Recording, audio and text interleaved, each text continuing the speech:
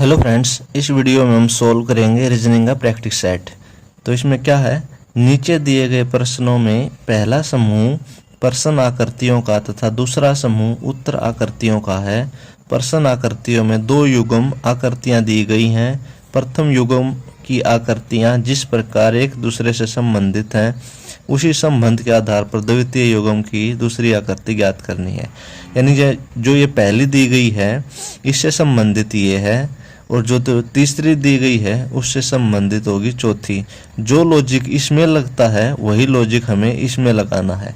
तो हमारा पहला क्वेश्चन है, आकृति को ध्यान से देखो। जिस प्रकार ये पहली आकृति दूसरी से संबंधित है, तो यह तीसरी आकृति किससे संबंधित होगी।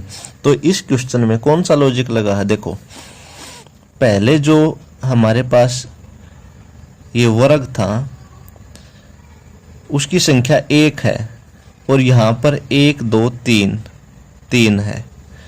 उसी प्रकार जो हमारे पास 3 सर्कल थे 1 2 3, यहाँ पर 3 है और यहाँ पर 1 है। तो हुआ क्या है कि जो एक आकृति थी वो 3 आकृति बन गई है और जो 3 आकृति थी वो 1 बन गई है और एक दूसरे का स्थान बदल गया है।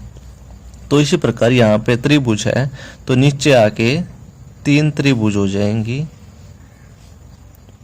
और यहाँ पर 3 ये एंगल बने हुए हैं तो ऊपर रह जाएगा एक एंगल।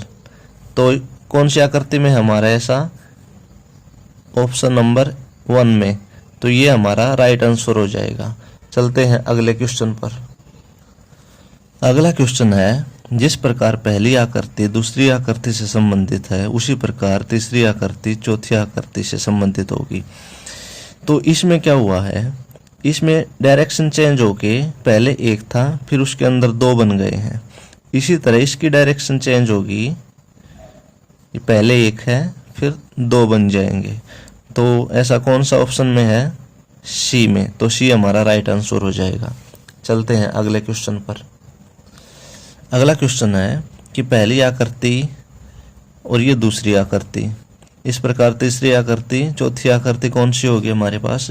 तो इसमें क्या है कि पहले जो ये इनकी डायरेक्शन चेंज हुई है उसके बाद यहाँ पर 1 है और यहाँ पर 1 2 3 है। इसी प्रकार इनकी डायरेक्शन चेंज होगी, ऐसे यहाँ पर 1 है तो यहाँ पे 1 2 3 1 2 3। तो ऐसा कौन सा उत्तर हमारा, 1 2 3। तो सी हमारा राइट आंसर हो जाएगा। अगला क्वेश्चन है, इस क्वेश्चन में देखो, इस क्वेश्चन में क्या हुआ है, ये जो पहली आकृति है इसका मिरर इमेज यानी दर्पण प्रतिबिंब दूसरी आकृति है, ये बदली हुई है। जैसे ये आकृति ऐसी है तो इसको हम अगर दर्पण में देखेंगे तो ये कुछ ऐसे दिखेगी। तो इसी तरह तीसरी आकृति जो हमारे पास वो हो जाएगी ऐसे। तो बी हमारा राइट आंसर हो जाएगा। अगला क्वेश्चन है, एक सर्कल दिया गया है जो आधा कलर्ड यानी आधा कलर किया हुआ है, उसके बाद 2 सर्कल बने हुए हैं और वो भी आधे आधे कलर हुए हैं। उसके बाद वर्ग दिए हुए हैं 2। तो देखते हैं यहाँ पे क्या आएगा। देखो पहले जो ये इस साइड में कलर था 1 थी वो 2, एक सर्कल था वो 2 सर्कल में कन्वर्ट हो गए हैं और जो शैडो इस साइड थी वो ऊपर चली गई है। तो इसी प्रकार यहाँ पे 2 वर्ग हैं तो यहाँ पर 4 वर्ग होंगे और ये शैडो यहाँ पे साइड में है तो शैडो यहाँ पे ऊपर चली जाएगी ऐसे।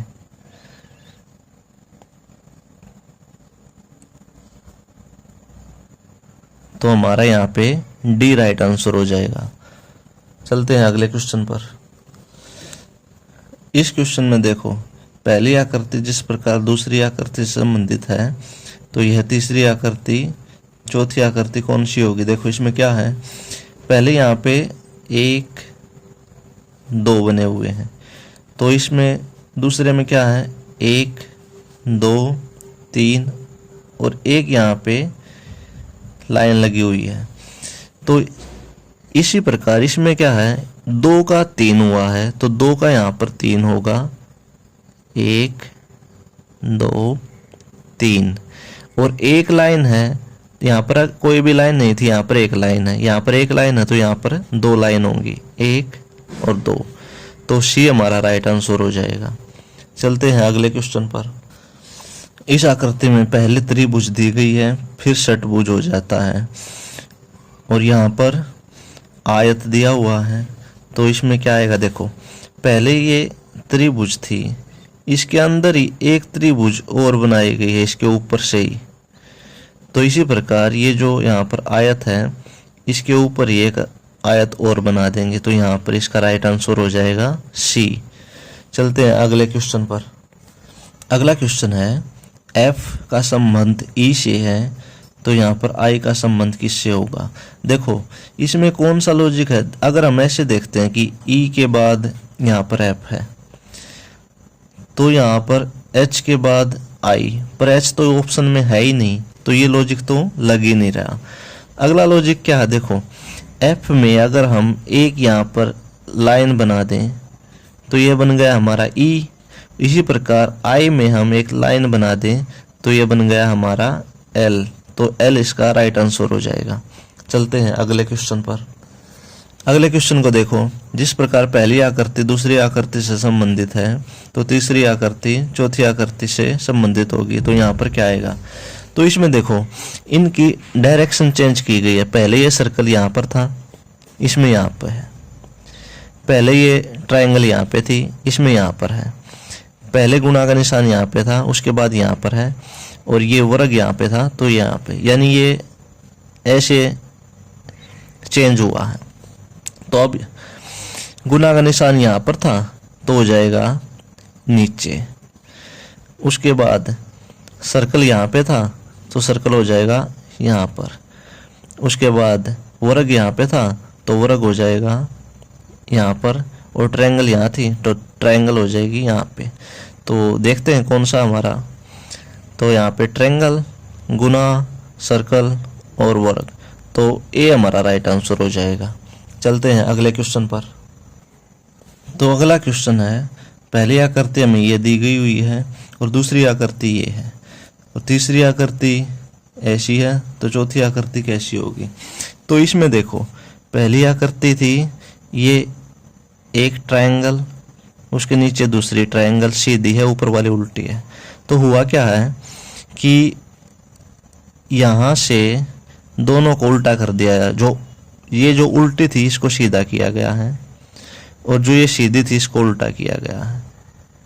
इसी तरह यहाँ पे हाफ सर्कल है, नीचे भी हाफ सर्कल है, तो ये जो ऊपर हाफ सर्कल है ये हो जाएगा कुछ इस तरह, और जो नीचे हाफ सर्कल है ये हो जाएगा कुछ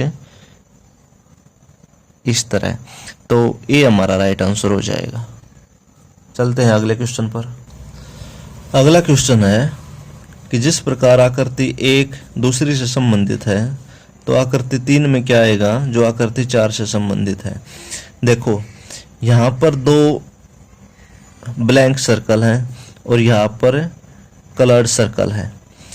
तो यहाँ पर ब्लैंक सर्कल है तो यहाँ पे क्या होगा, 2 कलर्ड सर्कल, क्योंकि 2 थे यहाँ पे 1 हुआ है तो यहाँ पर भी 2 होंगे और यहाँ पर 1 होगा। यहाँ पर तो कलर्ड था, यहाँ पर ब्लैंक होगा, क्योंकि यहाँ कलर्ड था यहाँ ब्लैंक थे, यहाँ कलर्ड होगा तो ये ब्लैंक होगा। तो सी हमारा राइट आंसर हो जाएगा। आई होप ये क्वेश्चन आपको समझ आया होगा, अगर नहीं समझ आया तो कमेंट करके बता देना। चलते हैं अगले क्वेश्चन पर। अगला क्वेश्चन है कि आकृति 1 जिस प्रकार आकृति 2 से संबंधित है तो आकृति 3 आकृति 4 में क्या आएगा। ये ऑप्शन हमारे पास दिए गए हैं, तो इसमें देखते हैं कौन सा लॉजिक लगा है कि ये जो एरो था ये वाला निशान यहाँ से उठ के इस वाले पे आ गया है, इस वाले पे ऐसे। इसी प्रकार ये जो एरो है ये वाला यहाँ से उठ के यानी ऐसे घड़ी की उल्टी दिशा में चला है, तो घड़ी की उल्टी दिशा ऐसे होगी, तो ये हो जाएगा हमारे पास यहाँ से उठ के यहाँ पर चला जाएगा, तो सी हमारा राइट आंसर हो जाएगा। चलते हैं अगले क्वेश्चन पर। अगले क्वेश्चन में हमारे पास पहली आकृति है ये, दूसरी आकृति है ये, तीसरी आकृति है ये, तो हमारे पास चौथी आकृति क्या आएगी? हमारे पास ऑप्शन है। तो इसमें कौन सा लॉजिक लगा है? देखो, जो बाहर सर्कल था वो सर्कल अंदर चला गया है, और जो अंदर वाला था वो बाहर आ गया है। इसी प्रकार जो बाहर ट्रायंगल है वो अंदर चली जाएगी, और जो अंदर है वो बाहर आ जाएगा, कुछ इस तरह। तो डी हमारा राइट आंसर हो जाएगा। चलते हैं अगले क्वेश्चन पर। अगले क्वेश्चन में हमारे पास आकृतियां हैं। एक आकृति दूसरी से संबंधित है, तो ये तीसरी वाली कौन सी आकृति से संबंधित होगी? तो इसमें क्या है, ये जो पहले ए था इसको उल्टा किया गया है, ए को उल्टा करके, और इसके तीनों सिरों पे ऐसे सर्कल बना दिए गए हैं। तो तीसरी आकृति हमारी ये है, इसको उल्टा करेंगे तो ये कुछ बन जाएगी इस तरह, और इसके इस पे तीनों लाइन पे हम सर्कल बना देंगे, तो ऑप्शन सी हमारा राइट आंसर हो जाएगा। आई होप फ्रेंड्स ये वीडियो आपको पसंद आई होगी, और आप लोगों का कोई भी सुझाव हो तो कमेंट्स बॉक्स में ज़रूर लिखना। आपका दिन शुभ हो। धन्यवाद।